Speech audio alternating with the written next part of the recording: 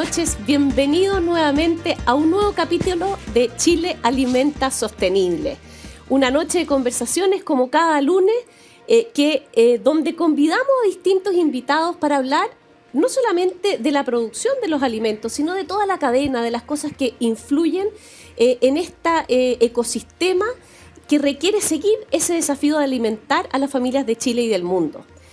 En primer lugar, saludar a la distancia a nuestro amigo Francisco Contardo, que hoy día por primera vez no nos acompaña en el estudio. Le vamos a desear la mejor de las suertes en esta operación en Barcelona, que lo va a tener un par de semanas fuera, pero seguro que nos está viendo desde allá y esperamos estar a la altura de ese desafío cuando empezamos a conversar de conectar a las personas con lo que pasa en los territorios, con información que nos permita tener una opinión sobre muchas decisiones que se están tomando hoy en día en nuestro sector. Y es por eso que hoy día, este lunes, vamos a conversar con distintos actores relacionados a un muy contingente, diría yo, tema de la creación del Servicio de Áreas Silvestres Protegidas del SBAP. Este servicio que hace mucho tiempo lo anhelamos como país, pero que ha tenido repercusiones específicamente en el sector productivo de alimentos.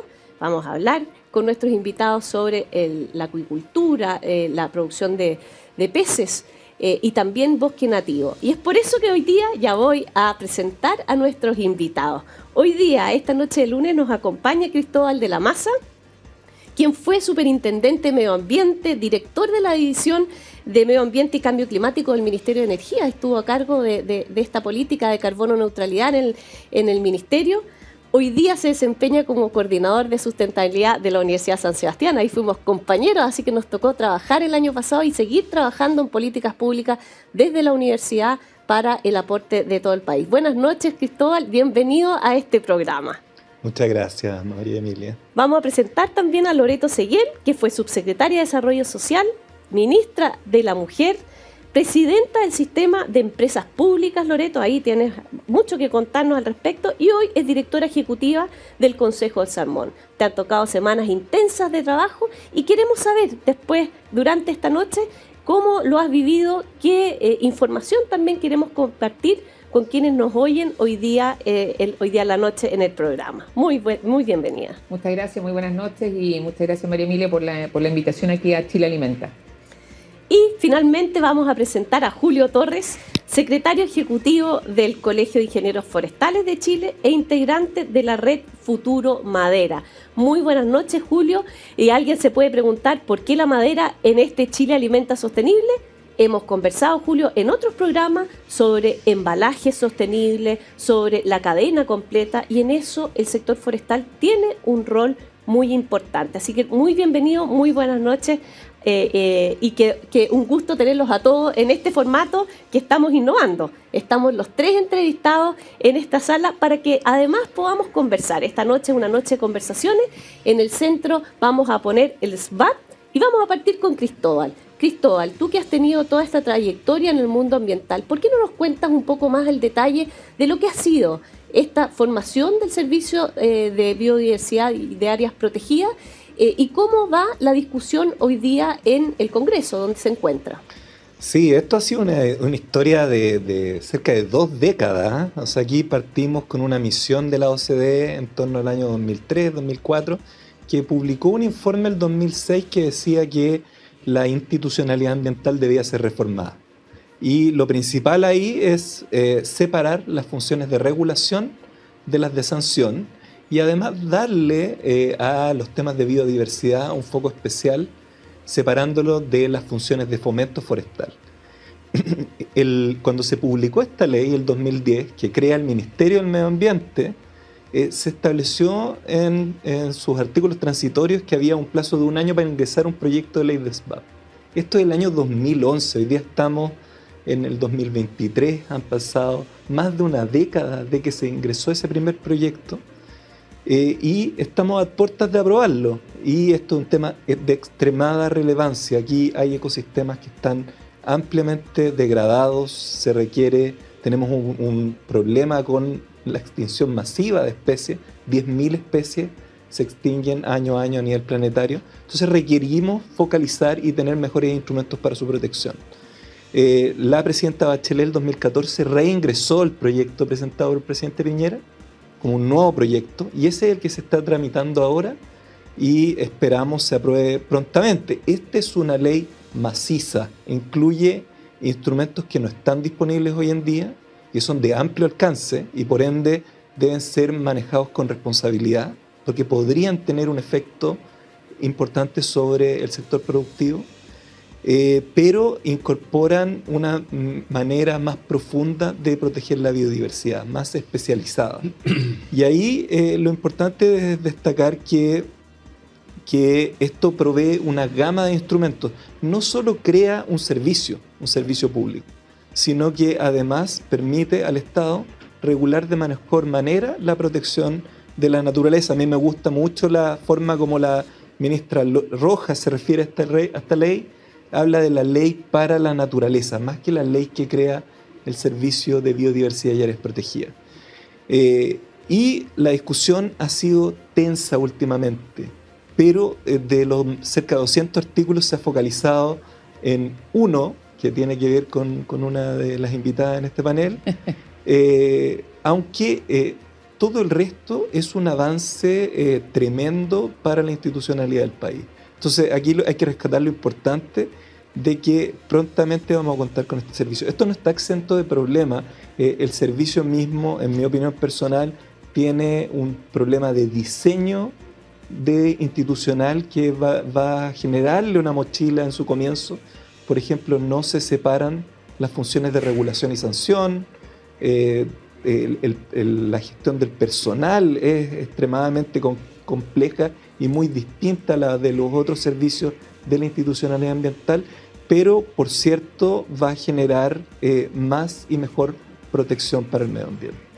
Oye, muchas gracias, Cristóbal, porque sin duda todos los que estamos acá queremos mayor protección para la biodiversidad de nuestro país, del planeta, y en eso estamos todos en ese carro.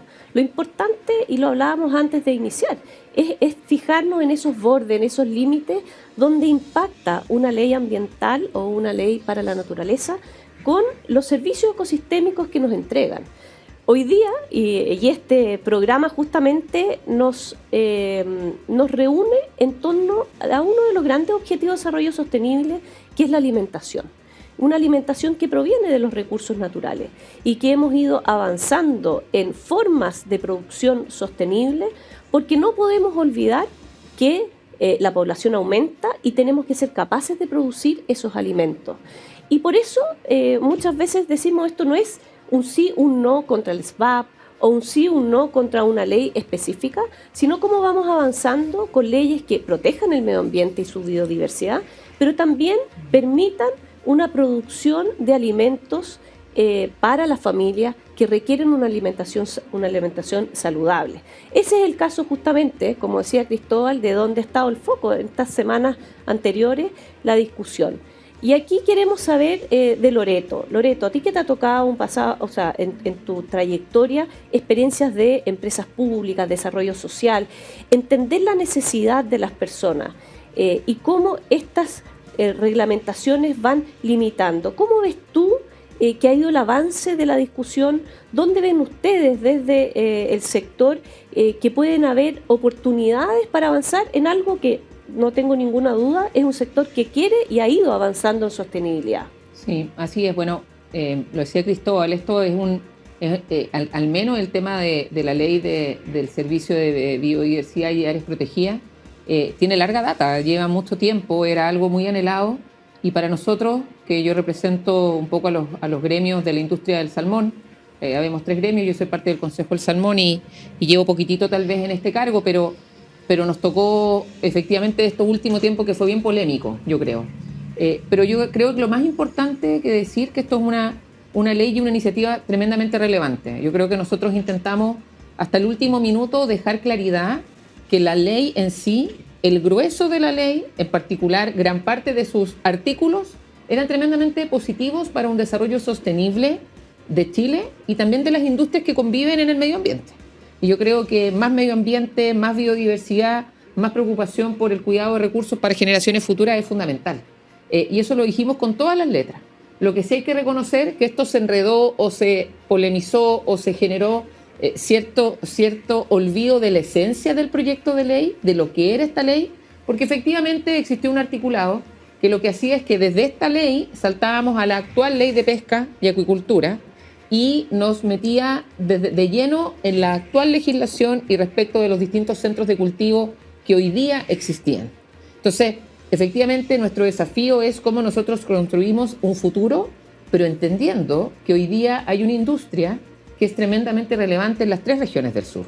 Es una industria donde efectivamente la capilaridad, no solamente económica, sino que ese entramado social que es de las personas, que está muy metido en las regiones de Puerto Montt, Aysén y Magallanes, se veían afectadas directamente por, en particular, un artículo. Entonces, yo siento que esos son los aprendizajes que uno también tiene que sacar desde el punto de vista más mirada país. Esa mirada país donde un artículo no puede empañar lo que realmente significa esta ley, que es muy relevante, pero también es cierto, y los que hemos estado en el mundo público lo sabemos, que también tenemos que preocuparnos no solamente qué queremos hacer, sino que cómo lo queremos hacer. Y en el cómo siempre vamos a encontrar los desafíos, porque al final no es lo mismo qué articulado digo, cómo lo digo, la coma, el punto de coma, y ahora se vienen desafíos desde el reglamento. Esto todavía no está aprobado, ayer fue aprobado, pasó a la sala del Senado, pero yo creo que en el qué no había discusión que esto es relevante. En el cómo yo creo que ahí se enredó un poquito, y se enredó porque creo que efectivamente tenemos que ser capaces de convivir con un desarrollo sostenible y, como lo digo yo, y esto me representa, trabajar por una industria con un desarrollo sostenible medioambiental, social y económico. Y como digo, el orden de los factores sí altera el producto. Y es relevante que el tema medioambiental no esté como que se está cayendo de la mesa, sino que sea un foco esencial para la industria de la salmonicultura. Pero eso requiere que lo que hagamos, las decisiones que tomemos para que se convivan, sea una planificación adecuada. Así que yo diría que es una buena noticia. Creo que como se encauzó finalmente es algo que permite que convivamos, que nos desarrollemos sosteniblemente, y hoy día el desafío es el reglamento y que esta ley se materialice y pueda implementarse bien. En Chile muchas veces nos quedamos en eso, nos caemos en esos detalles que son tan importantes en el entramado público, en el Estado que tenemos, que muchas veces es frágil, quienes lo queremos, pero sabemos que es frágil, requiere de una mirada operativa que yo creo que no puede estar ausente de la discusión en los próximos meses.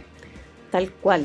Y una mirada territorial, una mirada desde los territorios, porque muchas veces vemos legislaciones desde la ciudad que ven el entorno como un contexto desde donde vivimos. Entonces, cuando hay tendencias de decir las personas tienen que vivir en las ciudades y todo el contexto tiene que preservarse, conservarse, sin permitir un desarrollo sostenible, donde las personas que viven en los territorios, por cierto, tienen ese desafío de cuidar el medio ambiente, es su propia casa. Entonces, ahí hay una tendencia a creer que las personas que viven de eso no están conectadas con lo que es su propia casa, sus paisajes. Y el desafío es justamente en estos articulados, y ya lo vamos a ver con Julio, cómo muchas veces estos eslogan o unas frases dejan fuera la realidad y la diversidad de sectores, como es, por ejemplo, el caso del sector forestal, para que no solamente nos quedemos en el tema de la producción de alimentos, y ahí decir, no es un problema la industria, este es un problema del país que necesita alimentar de forma saludable. ¿Cómo lo hacemos? Bueno, ahí tenemos que poner a la industria en un desafío mayor. Pero aquí pasando ahora al tema del bosque, Julio, porque el bosque también es un ecosistema que está en las zonas, las áreas protegidas, pero hay un porcentaje importante del bosque nativo que no está en las áreas protegidas, que está en el fondo, que es parte de los ecosistemas, que es parte de las regiones y es parte de las actividades económicas, sociales de distintas localidades. ¿Cómo ves tú que esta ley que estamos conversando puede afectar, o cómo podemos enriquecer esta discusión para poder incorporar esa mirada desde los territorios? Sí, muchas gracias por la pregunta. Efectivamente, para poner en contexto, los bosques son 14 millones de hectáreas, los bosques nativos, y eso es el 20% del territorio. De eso, solo 4 millones están en áreas silvestres protegidas y tenemos 10 millones de hectáreas de bosque que principalmente están en manos de privados. Y cuando hablamos de privados, hablamos de pequeños y medianos propietarios de bosques que pueden tener 3, 4, 5, 15 hectáreas. Por supuesto, hay propietarios que tienen más. Y yo quisiera tomar lo que dijo Loreto respecto del qué y el cómo. Aquí hay que distinguir entre la idea y cómo tú ejecutas la idea. Entonces, todos estamos de acuerdo en que necesitamos un servicio de biodiversidad. Estamos de acuerdo en que la biodiversidad está amenazada, sin duda, a nivel local y a nivel global, y también de que es fundamental para el desarrollo de la humanidad. En eso estamos todos de acuerdo, pero donde surgen los desacuerdos es en las soluciones. Entonces, está bien que estemos de acuerdo con los problemas, pero en las soluciones tenemos que tener ciertos principios. Y nosotros creemos que el principio sobre el cual se ha diseñado este servicio de biodiversidad tiende como al concepto de la suma cero. O protegemos o producimos, cuando está de sobra reconocido que no podemos buscar una estrategia de suma cero.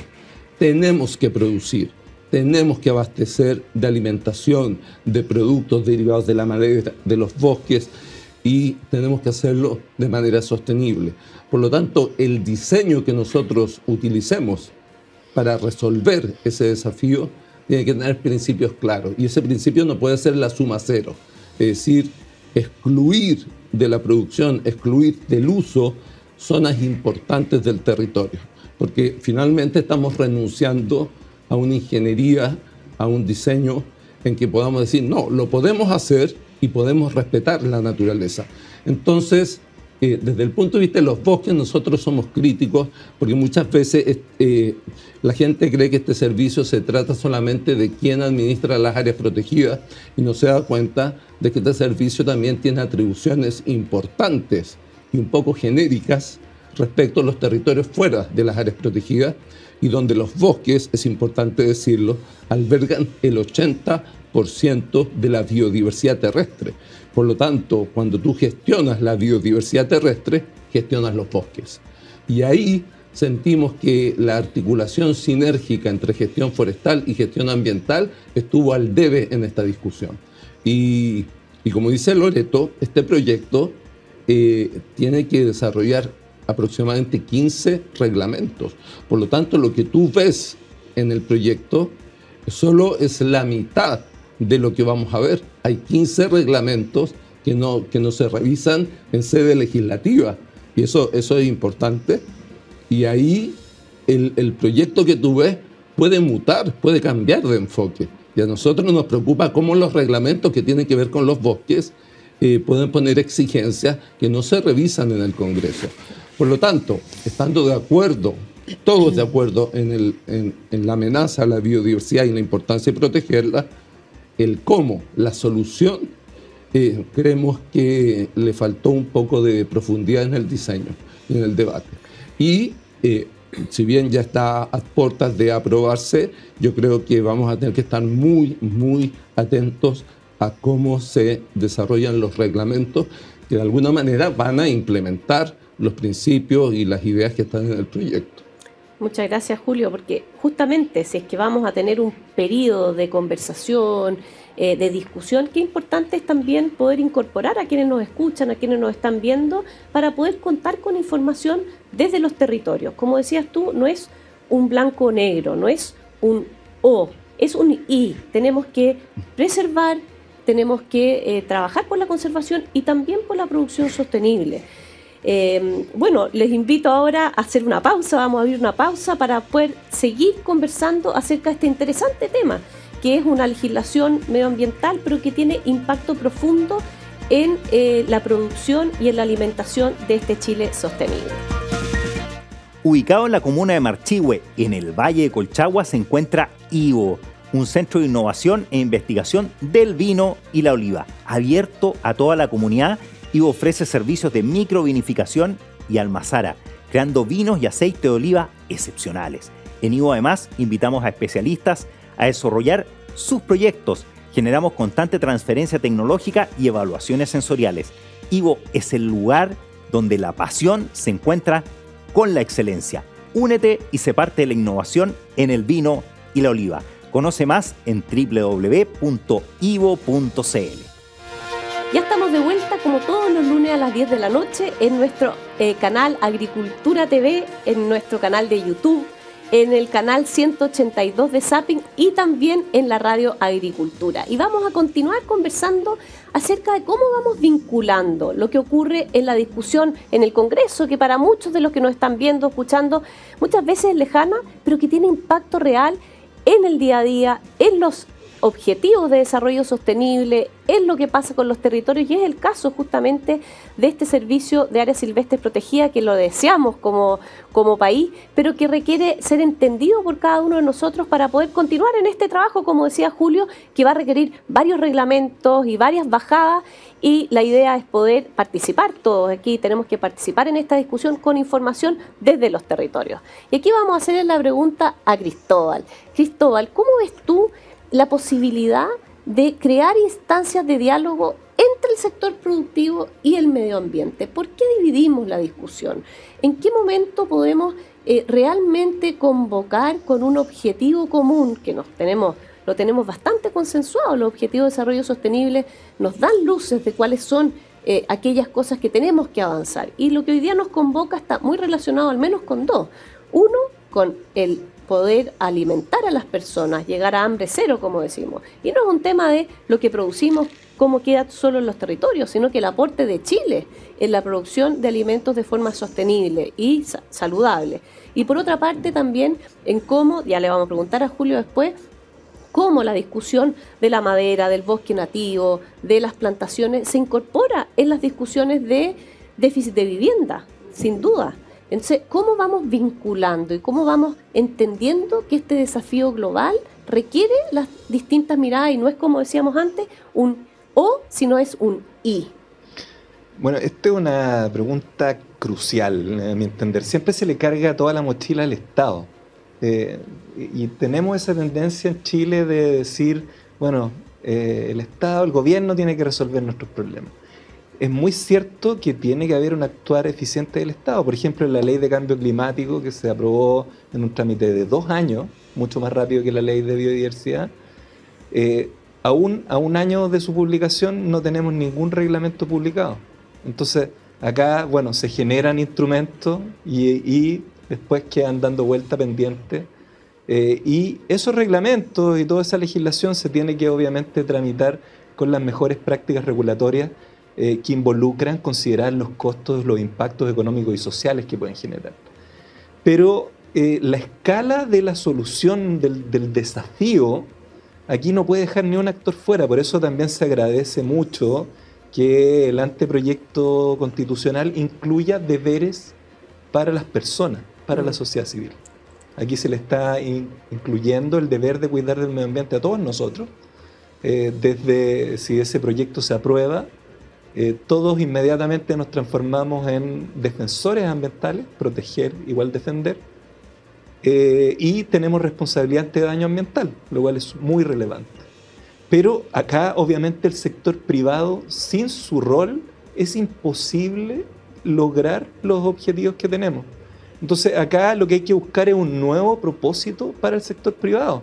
La industria, por ejemplo, de la salmonicultura, la industria forestal, en mi opinión personal, debiera abrazar estos objetivos, no solo el de carbono neutralidad al 2050, que es un objetivo muy largo, pero quizás de aportar a que el 30% de nuestro territorio se convierta en zonas con protección. Y sin la acción privada, esto es imposible, hay que descartarlo.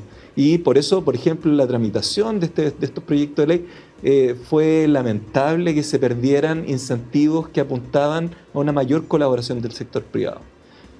Pero la industria no necesita muchas veces leyes para movilizarse. Acá, obviamente, el compromiso voluntario de la industria puede mover montañas. Recordemos que para temas de cambio climático, todo esto se activó cuando hubo un compromiso del sector energético a retirar centrales de carbón sin ningún tipo de compensación económica.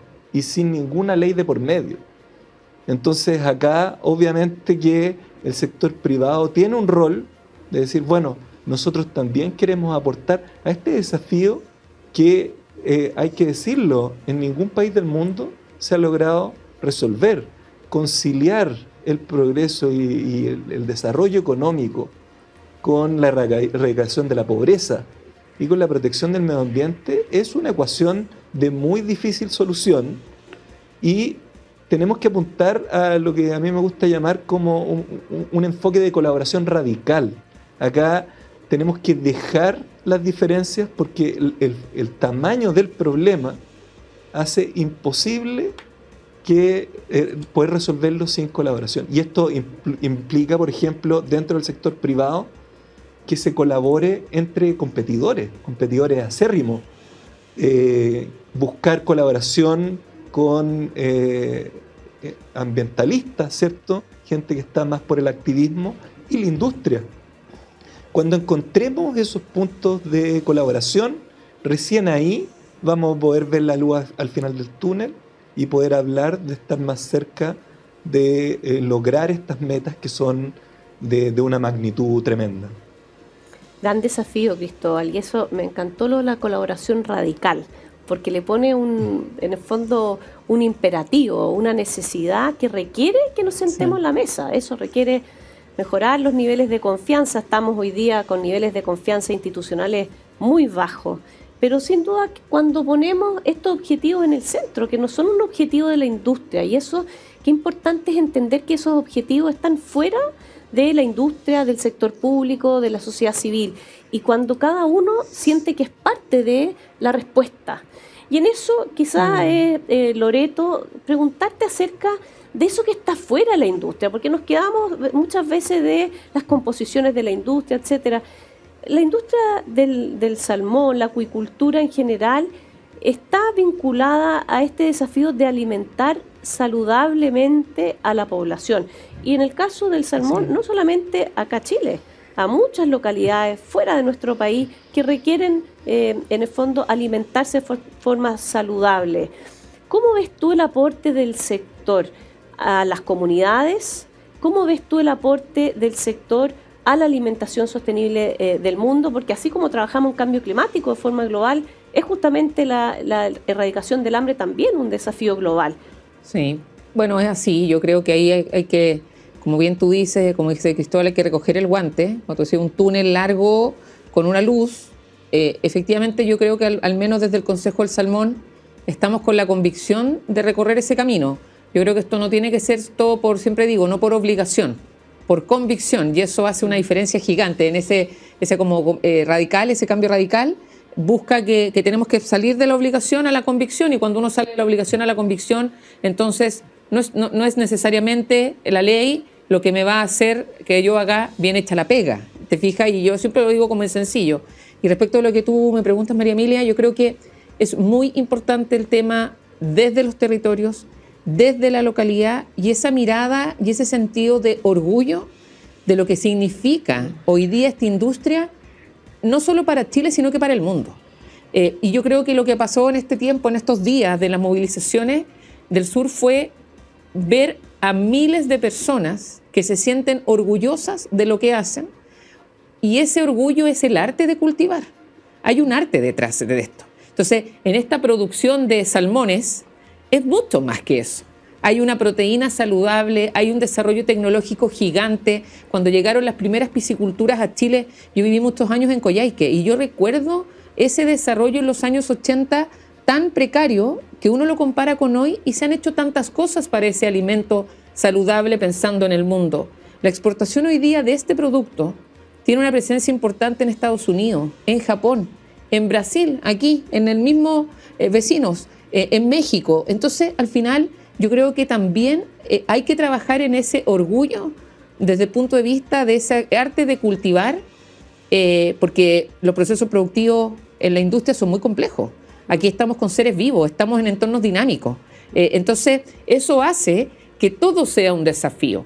Por lo tanto, ese desafío abordado desde los territorios, desde la misma ciudadanía que se siente y que tenemos que trabajar, porque eso también nos falta harto en la industria. Esa identidad de sentirse orgullosos de cómo uno, con lo que hace, al final tiene una cara hacia el mundo. Y esa cara hacia el mundo es una cara súper relevante, muy importante, una proteína saludable con estándares de producción que son muy altos. Ser la segunda industria exportadora lo decimos poco, porque también yo creo que todos somos bien autoflagelantes. Y entonces siempre encontramos que nos falta más. Y entonces esta industria, yo siempre digo, de cara al pasado tenemos que sentirnos orgullosos de lo que se ha hecho. Pero de cara al futuro, grandes desafíos y responsabilidades. Pero no podemos no sentirnos orgullosos de ese pasado, porque si no vivimos en constante frustración. Y lo mismo le pasa a los territorios, lo mismo le pasa a la ciudadanía, lo mismo le pasa a los trabajadores. Y entonces creo que esa identidad de entender que esto es un desafío constante, que estamos en un medio ambiente y en un mundo globalizado que día a día nos exige más, pero que también donde estamos, en las 3 regiones del sur, una industria innovadora, emprendedora, creó riqueza de cero. ¿Cómo no sentirse orgullosos de las miles de personas que trabajan en esta industria, que es una industria emprendedora? Que como todo emprendimiento tiene aciertos y desaciertos. Entonces yo creo que ahí son tantas las miradas que hay que hacer, pero que van al ADN del territorio, al ADN de las personas, que construyen una identidad, y esa identidad es la que también permite proyectar de mejor forma hacia afuera un producto que hoy día es tremendamente relevante. Y es relevante para el mundo, para la alimentación global y también para este sello país.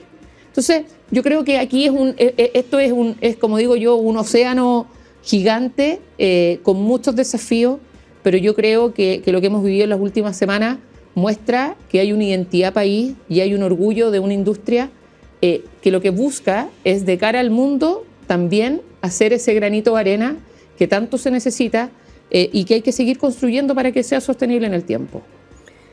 Claro, y un orgullo, una identidad que nos gustaría desde este sector, desde el sector rural, que pudiésemos levantar con más frecuencia.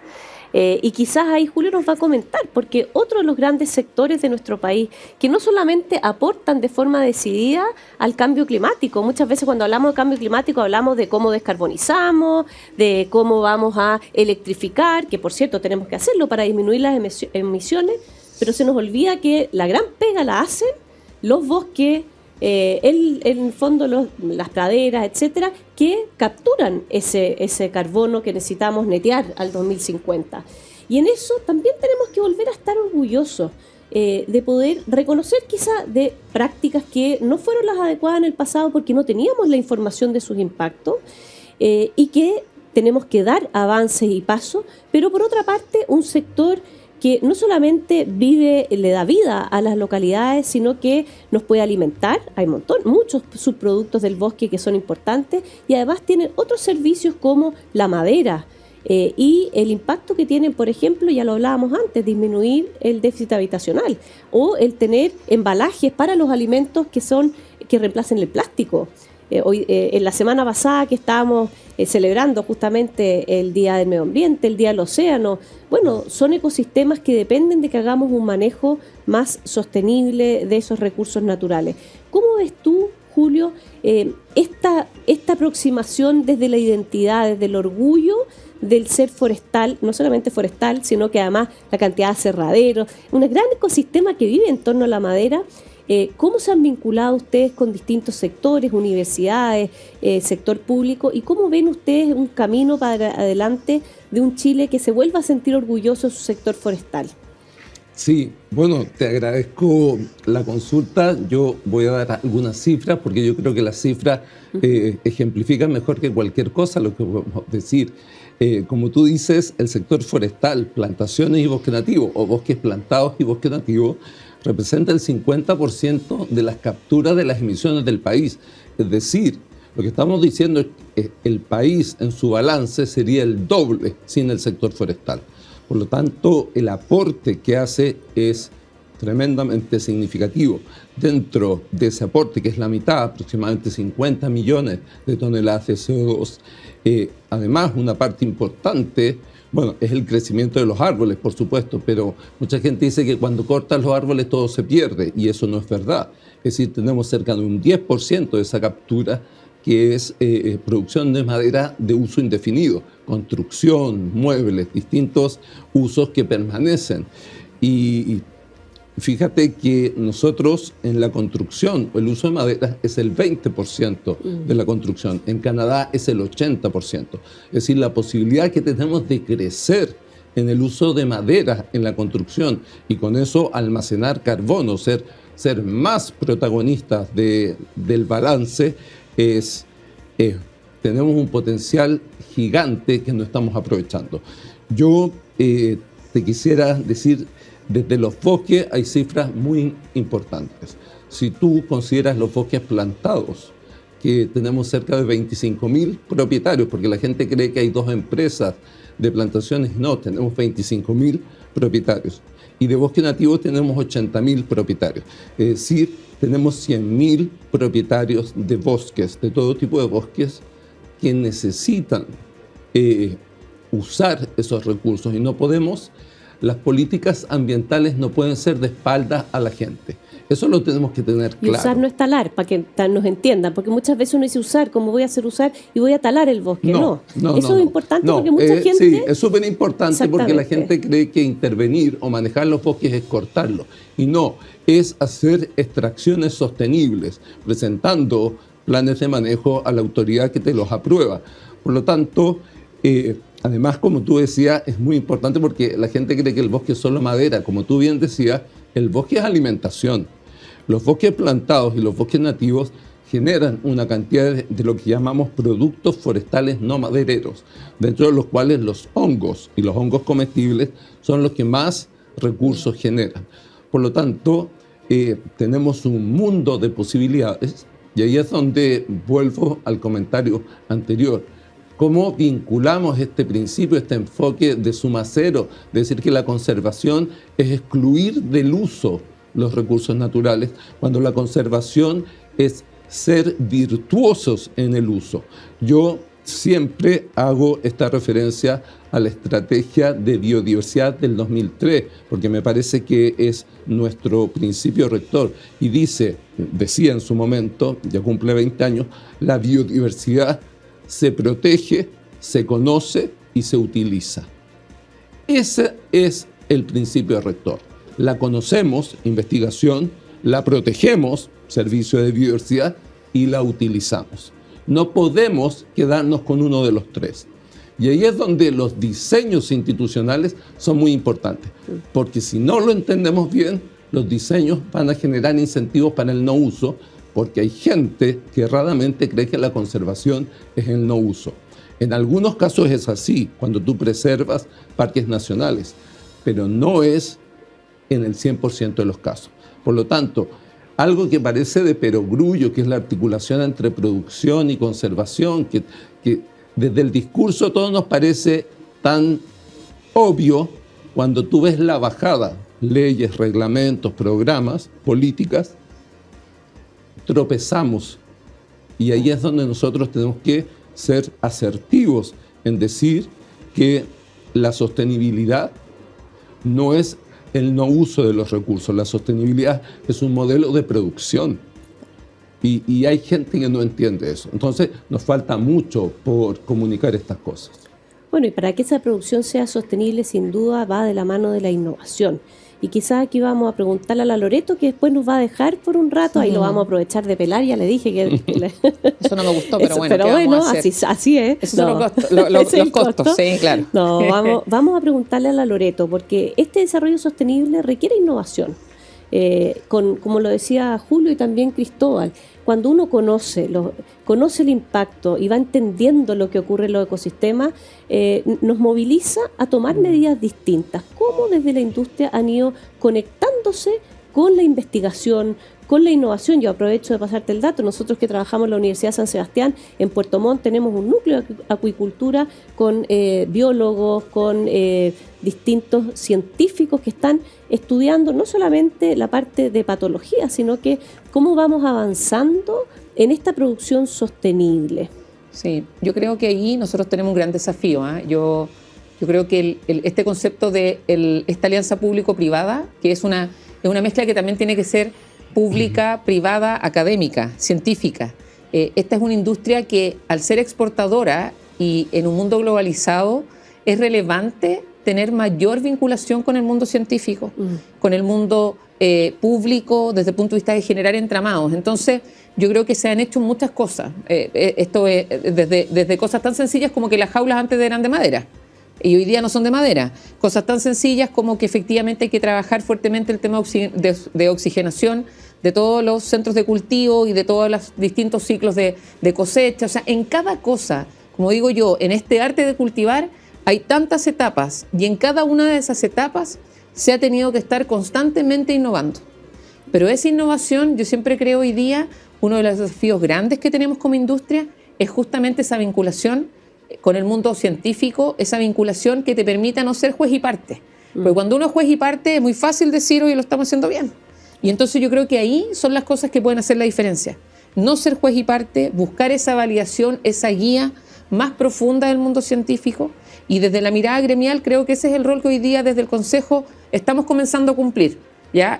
Porque esa vinculación se requiere con organismos internacionales, se requiere con quienes sean referentes en el mundo. O sea, la Organización Mundial de Salud tiene su bajada en la Organización Mundial de Sanidad Animal y tiene cuatro centros acuáticos y uno de ellos está en Chile. Y ese tipo de cosas para una industria como la nuestra es muy relevante la vinculación. Lo que dicen ustedes, por ejemplo, recojo al tiro el guante de poder generar esos vínculos, porque eso es lo que permite subir los estándares sobre los cuales desarrollamos la industria en los próximos 10, 20 o 30 años. Y yo creo que esa alianza es la que hay que fortalecer hoy día con cosas concretas y no tener un conjunto de empresas atomizadas que cada una trabaja como puede con distintas instancias. Nosotros tenemos que buscar el concepto, como digo yo, el 1 más 1 es 3. Y el 1 más 1 es 3 requiere juntarnos, requiere que entre competidores colaboremos de buena forma, pero que lo hagamos por convicción y que tengamos una mirada donde creo que lo dijiste tú, María Emilia, el tema confianzas. Generar las confianzas, porque todos tenemos roles distintos. El rol de la academia, el rol científico, el rol sindical, el rol del público, el rol de la autoridad, todos tenemos roles distintos. Y en esos roles distintos necesitamos buscar elementos de confianza para construir un trabajo conjunto. Y en esas cosas que nos unan, porque hay otras que no nos unen, pero hay muchas que nos unen, ahí yo creo que se genera el vínculo. Yo creo que ahí el tema de la innovación, el tema tecnológico, hoy día esto es una industria tremendamente que se ha desarrollado años luz de lo que partió. Lo que pasa es que los desafíos son muy grandes. Y eso no hay que dejar de decirlo. Reconocer lo que se ha avanzado, pero no dejar de reconocer que los desafíos que se vienen son muy relevantes. Y yo creo que eso es lo que justamente hoy día nos tiene que unir a todos, pensando en esta proyección de la industria. Sin duda los desafíos son grandes y hay que reconocer que en el pasado muchas veces se hicieron cosas que a los ojos de hoy definitivamente no fueron correctas, pero el poder confiar en que estamos todos en ese camino para poder avanzar en este Chile que alimenta sostenible, en este Chile que quiere en el fondo manejar sus recursos naturales, como decía Julio, no solamente conociéndolos, conservándolos, sino que también manejándolos y usándolos para el bienestar de cada una de las localidades. Queremos agradecerle a la Loreto, vamos a seguir conversando con Julio Cristóbal, por esta conversación que nos va a vincular en el largo plazo con esos desafíos de alimentación y cómo nos vamos adaptando a ellos. Así que muchas gracias, Loreto, muy buenas noches, y nosotros vamos a ir a una pausa para seguir conversando sobre este Chile que alimenta sostenible. Ubicado en la comuna de Marchihue, en el Valle de Colchagua, se encuentra IVO, un centro de innovación e investigación del vino y la oliva, abierto a toda la comunidad. IVO ofrece servicios de microvinificación y almazara, creando vinos y aceite de oliva excepcionales. En IVO además invitamos a especialistas a desarrollar sus proyectos. Generamos constante transferencia tecnológica y evaluaciones sensoriales. IVO es el lugar donde la pasión se encuentra con la excelencia. Únete y sé parte de la innovación en el vino y la oliva. Conoce más en www.ivo.cl. Ya estamos de vuelta para este último bloque de este programa Chile Alimenta Sostenible, conversando acerca del SVAP y su impacto en estas áreas productivas, específicamente en la producción de alimentos, en los derivados del sector forestal. Y vamos a continuar en esta conversación con Julio, preguntándole por lo que hablábamos en el bloque pasado de los vínculos. ¿Cómo vinculamos? ¿Cómo vinculamos tanto en el territorio, el sector económico, ambiental y social, y cómo nos vinculamos también con lo que hablábamos antes, de esta colaboración radical entre lo público, privado y la sociedad civil? Bueno, yo creo que tiene que ver con las soluciones. Es decir, las soluciones tienen que tener por principio el concepto de sostenibilidad. Y muchas veces el concepto de sostenibilidad es tironeado por los extremos porque quieren hacer una interpretación parcial. Y básicamente la sostenibilidad es el modelo que tenemos que seguir. Es decir, no renunciar a la producción, ponerle límites ambientales, por supuesto, y por sobre todo no creer que la protección es el no uso y proteger de espaldas a la gente. Tú no puedes proteger el medio ambiente si la gente no está comprometida y no va a estar comprometida si no tiene sus necesidades básicas satisfechas. Por lo tanto, suponer que puedes desplazar a la gente o prescindir de la gente para proteger los ecosistemas, por muy valiosos que todos creemos que son, y sin duda lo son, no es la estrategia.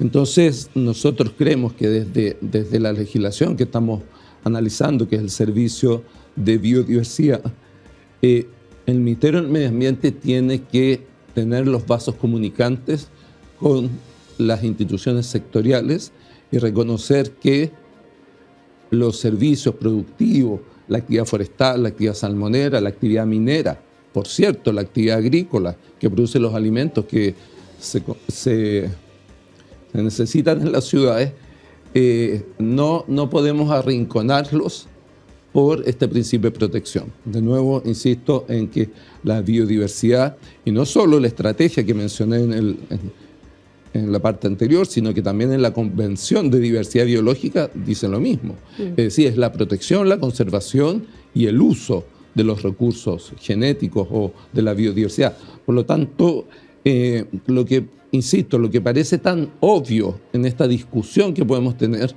cuando vemos los proyectos, los reglamentos, los diseños regulatorios, no es tan obvio.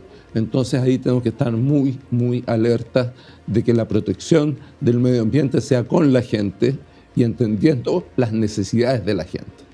Dejar atrás el sesgo urbano. Muchas veces lo conversamos con Cristóbal, aprovechar de agradecerle a Cristóbal, porque como trabajamos juntos en la San Sebastián y nosotros con este desafío de crear esta facultad de ciencia de la naturaleza, que ya también nos convocó Julio en otras ocasiones, Cristóbal ha sido muy importante. Cristóbal, ¿qué rol tienen las universidades, los centros tecnológicos, incluso los organismos internacionales en este desafío de vincular, de esta colaboración radical?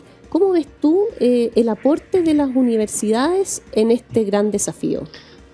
Sí, lo primero, siguiendo la línea de lo que aportaba Julio, acá no hay que quedarse en el conformismo.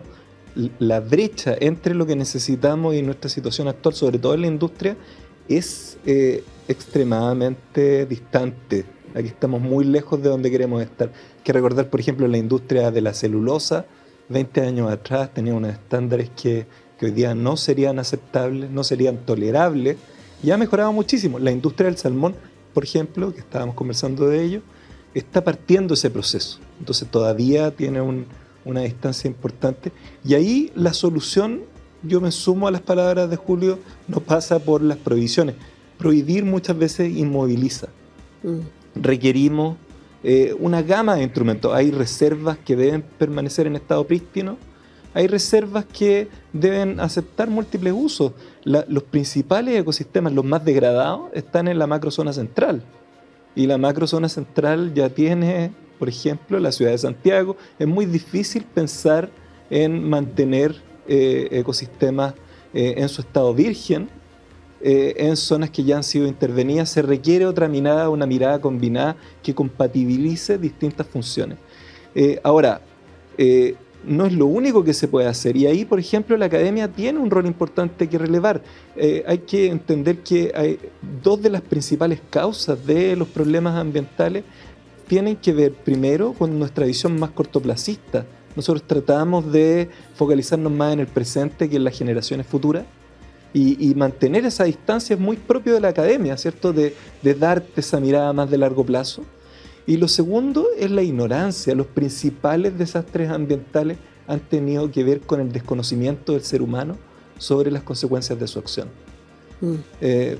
temas tan simples como que antes los doctores recomendaban fumar, ¿cierto? Porque no se sabía esto, y desde ahí a múltiples fenómenos de contaminación. Entonces, acá tener cierta precaución habla de la labor de la ciencia, de relevar cuáles son los temas riesgosos, cuáles son los temas importantes. Y acá tenemos una oportunidad, no solo la demanda por mayor protección ambiental es un signo de nuestra era.